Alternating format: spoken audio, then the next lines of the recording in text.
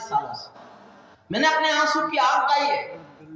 ये अकेली मेरी कविता है जो मेरी आग के आंसू हैं, मेरी आग के आंसू हैं। ये सुन लीजिए, 4 मिनट 4.5 मिनट बस। मैं केशव का 5 जन्म भी गहन मौन में खोया हूँ, मैं केशव का 5 जन्म भी गहन मौन में खोया हूँ। उन बेटों की याद कहानी लिखते लिखते रोया हूँ, उन बेटों की याद कहानी लिखते लिखते रोया हूँ। जिस माथे की कुमकुम बिंदी वापस लौट नहीं पाई, चुटकी झुमके पायल ले गई कुर्बानी की यमराई। कुछ बहनों की राखी जल गई है बर्फीली घाटी में, वेदी के गठबंधन मिल गए हैं करगिल की माटी में। पर्वत पर कितने सिंदूरी सपने दफन हुए होंगे, 20 बसंतों के मधुमासी जीवन हवन हुए होंगे। टूटी चूड़ी धुला महावर रूठा कंगन हाथों का, कोई मोल नहीं दे सकता बासंती जज्बातों का, कोई मोल नहीं दे सकता बासंती जज्बातों का। जो पहले पहले चुंबन के बाद नाम पर चला गया, एक पल का एहसास मेरे साथ जीना, एक पल का। जो पहले पहले चुंबन के बाद नाम पर चला गया, नई दुल्हन की सेज छोड़कर युद्ध काम पर चला गया। उनको भी मीठी नींदों की करवट याद रही होगी, उनको भी मीठी नींदों की करवट याद रही होगी। खुशबू में डूबी यादों की सलवट याद रही होगी, खुशबू में डूबी यादों। और साहब, आपने आसपास किसी बेटे का शहादत होने के बाद संस्कार देखा होगा। मैं 2 लाइन पढ़ता हूँ, मेरे जीवन की सर्वश्रेष्ठ पंक्तियां हैं।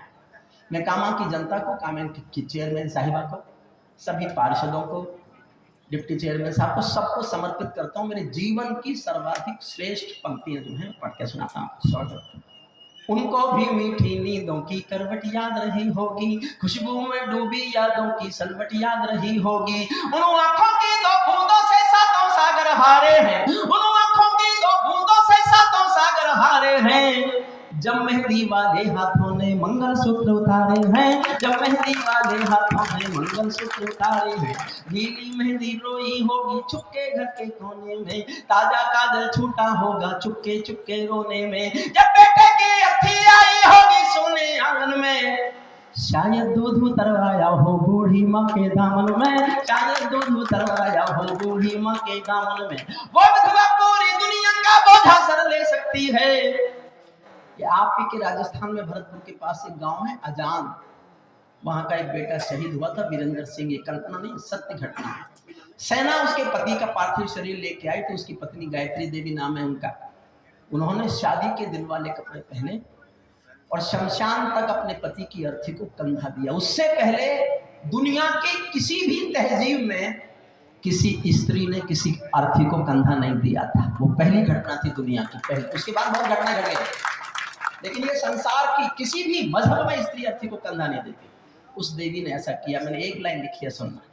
जब बेटे की अर्थी आई होगी सोने आंगन में, शायद दूध उतरवाया हो बूढ़ी माँ के दामन में। वो विधवा पूरी दुनिया का बोझा सर ले सकती है, वो विधवा पूरी दुनिया का बोझा सर ले सकती है, जो अपने पति की अर्थी को भी कंधा दे सकती है। मैं ऐसी हर देवी के कंधों में शीश झुकाता हूँ, मैं ऐसी हर देवी के चरणों में शीश झुकाता हूँ। इसीलिए मैं कविता को हथियार बनाकर गाता हूँ, इसीलिए मैं कविता को हथियार बनाकर गाता हूँ। जिन बेटों ने पर्वत काटे हैं अपने नाखूनों से, हाँ, कल्पना करो -48 और +48 में कैसे लड़ते होंगे सैनिक। जिन बेटों ने पर्वत काटे हैं अपने नाखूनों से, उनकी कोई मांग नहीं है दिल्ली के कानूनों से, उनकी कोई मांग नहीं है दिल्ली के कानूनों से।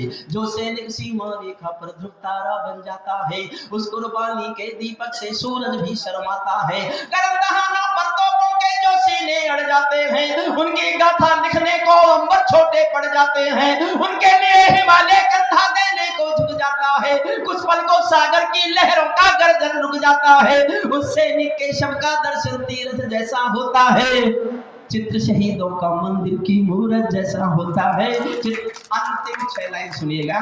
क्या ये देश उन्हीं का है जो सीमा पर मर जाते हैं, अपना खून बहाकर टीका सरहद पर कर जाते हैं। कोई युद्ध वतन की खातिर सबको लड़ना पड़ता है, संकट की घड़ियों में सबको सैनिक बनना पड़ता है। जो भी कौम वतन की खातिर मरने को तैयार नहीं, उसकी संतति को आजादी जीने का अधिकार नहीं, उसकी और विदा करना मुझे एक लाइन से, मैं एक लाइन नेताओं के खिलाफ लिखना चाहता था, बहुत सख्त लाइन लिखना चाहता था, लेकिन मेरे घर में पिटने से भी डर था, तो मैंने ऐसे लिखा कि उनकी समझ में नहीं आए, और समझ में भी आए तो इतनी देर में आए जब तक मैं निकल लूं।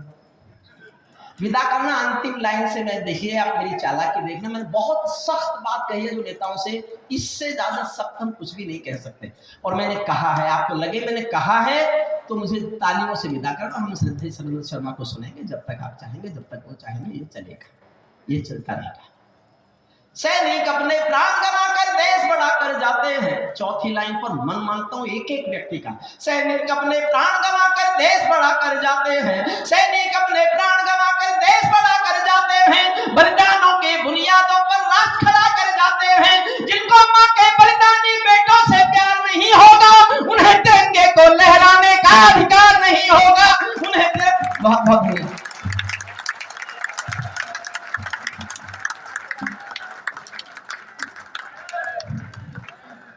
और अब मैं बिना किसी भूमिका के सुरेंद्र शर्मा जी को